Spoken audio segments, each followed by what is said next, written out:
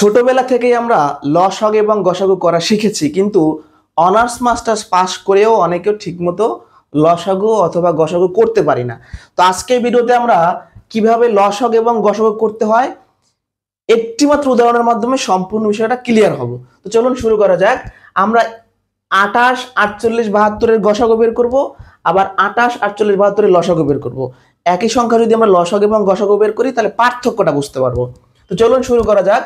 আমরা ইউক্লিড পদ্ধতির মাধ্যমে লসাগু এবং গসাগু বের করব। তো প্রথমে 28, 48 আর 72 এর গসাগু বের করব। তো ইউক্লিড পদ্ধতির জন্য একটা দাগ দিয়ে নিতে হবে। এখন এখানে এমন একটা সংখ্যা নিব যেটা দ্বারা সবগুলো সংখ্যাকে ভাগ যায়।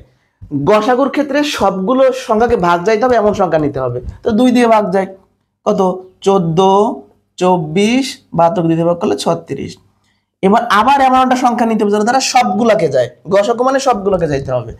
কত হয়? 7, 12, 18। এখন যদি আমি একটা দাগ দিয়ে 2 নেই, 2 দিয়ে আমি 12কে ভাগ করতে পারবো, 18কে পারবো, কিন্তু 7কে ভাগ করতে পারি না 2 দিয়ে, তাহলে আমি 2 নিতে পারবো না। আবার যদি 3 নেই, 3 দিয়ে আমি 12কে পারবো, 18কে পারবো, কিন্তু 7কে পারবো না, তাহলে হবে না। অর্থাৎ আমি আর সামনে আগাইতে পারতেছি না, কারণ এমন কোনো সংখ্যা খুঁজে পাচ্ছি না যেটা দ্বারা 7, 12, 18কে ভাগ যায়। তাহলে আমাদের এখানে কাজ শেষ। এখন গসাগু কত হবে? মনে রাখবেন, গসাগু হচ্ছে শুধু ভাজকের গুণফল হয়। তাহলে গসাগু কত? গসাগু হচ্ছে আমাদের 2 গুণন 2, 4। তাহলে আমাদের গসাগু হবে 4।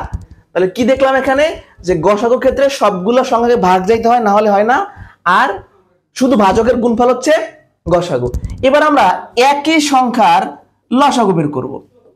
তাহলে 2 দিয়ে ভাগ যাচ্ছে কত? 14, 24, 36। আবার 2 দিয়ে যাচ্ছে 7, 12, 18। এখন আমি যখন গসাগু করছিলাম তখন এই লাইন আসার পরে আমি সামনে আগাইতে পারি নাই। কারণ কি? কারণ এমন কোনো সংখ্যা পাই না যেটা দ্বারা সবাইকে ভাগ যায়, কিন্তু লসাগুর ক্ষেত্রে পারবো। লসাগুর ক্ষেত্রে নিয়মটা হচ্ছে কমপক্ষে 2টি সংখ্যাকে ভাগ করা গেলেও সামনে যাওয়া যাবে। মানে গসাগুর ক্ষেত্রে সবাইকে ভাগ যাইতে হয়, আর লসাগুর ক্ষেত্রে কমপক্ষে 2টি সংখ্যাকে ভাগ করা গেলেও সামনে যাওয়া যাবে। আমি 2 দিয়ে 7কে পাই না, রেখে দিব, কিন্তু 12কে পারি, 6, 18কে পারি, 9। আবার 3 দিয়ে আমি 7কে পাই না, রেখে দিব, 6কে ভাগ করলে হয় 2, 9কে ভাগ করলে হয় 3। এখন শুধু ভাজকের গুণফল গসাগু, আর লসাগুর ক্ষেত্রে হচ্ছে এই যে ভাজক, ভাগশেষ যা যা আছে সবগুলো গুণ করতে হবে। ঠিক আছে? তাহলে আমরা যদি গুণ করি, একটু ভালো করে খেয়াল করেন, কত হয়? 2 গুণন 2 গুণন 2 গুণন 3 গুণন 7 গুণন 2 গুণন 3। এগুলো সবগুলো গুণ করলে দিলে দেখবেন যে 1008 আসবে। তাহলে আমাদের লসাগু হবে 1008।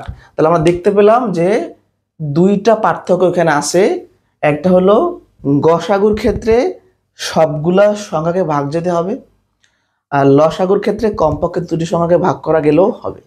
2 নম্বর পার্থক্য হচ্ছে শুধু ভাজক গুণ করে গসাগু পাওয়া যায়, আর ভাজক ভাগশেষ সবগুলো গুণ করে লসাগু পাওয়া যায়। এই 2টা কনসেপ্ট মাথায় থাকলে আপনি যে কোনো সংখ্যার লসাগু গসাগু বের করে ফেলতে পারবেন।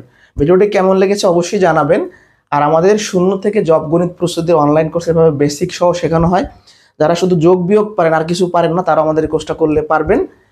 তো আমাদের 0 থেকে জব গণিত প্রস্তুতির কোর্সে ভর্তি হওয়ার জন্য 01764301474 এই নাম্বার যোগাযোগ করতে পারেন, অথবা আমাদের ম্যাথলস ফেসবুক পেজে নক করলেও হবে। সবাই ভালো থাকবেন, সুস্থ থাকবেন। পরবর্তীতে অন্য কোনো ভিডিওতে দেখা হবে। আল্লাহ হাফেজ।